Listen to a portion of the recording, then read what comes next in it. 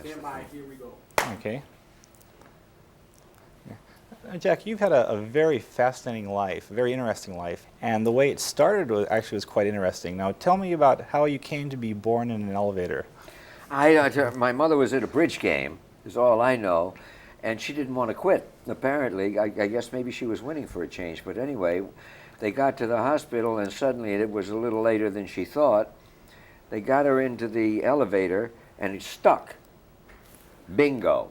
Out I came. She swears it was going down, too, not up. But anyway, there I was in the Newton Wellesley Hospital outside of Boston.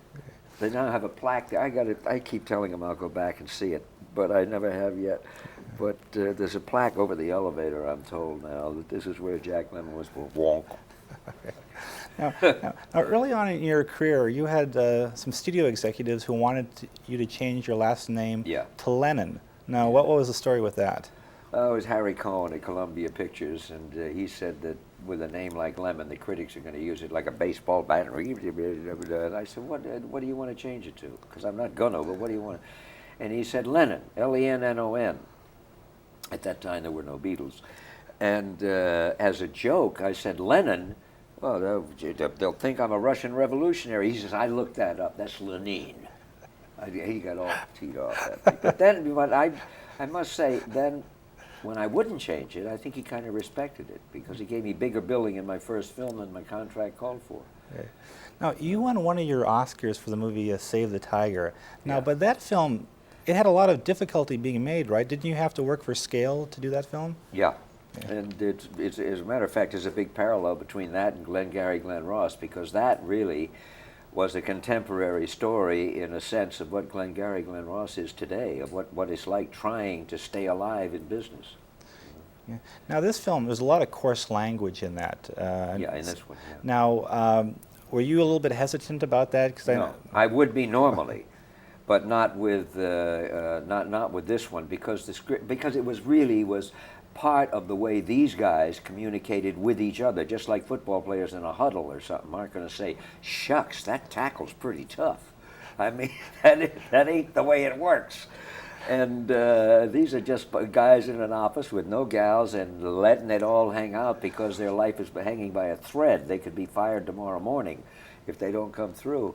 And also, it's David Mamet, who knows what in the heck he's writing about, and he won the Pulitzer Prize with that language, so I'm not going to be the one to say, oh, one doesn't say that.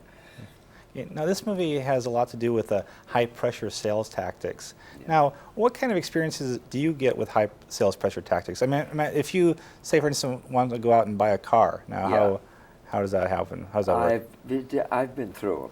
I've seen them. And as a matter of fact, the very first car that I bought when I came out here, or came to L.A., was by a guy that was very much like Shelley the Machine Levine, the character I played. It was so smooth and so simple. The next thing I know, he had sold me this little thing and it had no brakes. I mean, zip, zero. I went through a red light and the pedal just went right down to the floor. Then I had to pay because there was no guarantee. It was his third-hand car, a little MG. When I took the tire off to change the tires, when I finally got a flat tire in the rear, there was a hole at the bottom, but it was covered by the bumper, the way he had turned the tire on the back of the thing. Oh, I've had some beauties. Now, you've been nominated for more Oscars than anyone. Yeah, about 102. I don't know, something. Well, and Spencer Tracy and Laurence Olivier. No, now, they've been nominated for more. Okay. But over the years, because we're doing a feature on the Academy Awards, now how have you seen the Oscars change over the years? I don't really think they've changed that much. I don't know. Every year there's always people saying that I think Georgie Kunklide should have been nominated. How could he be overlooked? Except there are flaws in the system, I'll tell you that. But there's bound to be, because there's flaws in everything that we make up. We're flawed. The most important thing about the awards is that they support the Academy itself, and most people don't even think about that. They think of the Academy as the awards, as the Oscar, and that's it.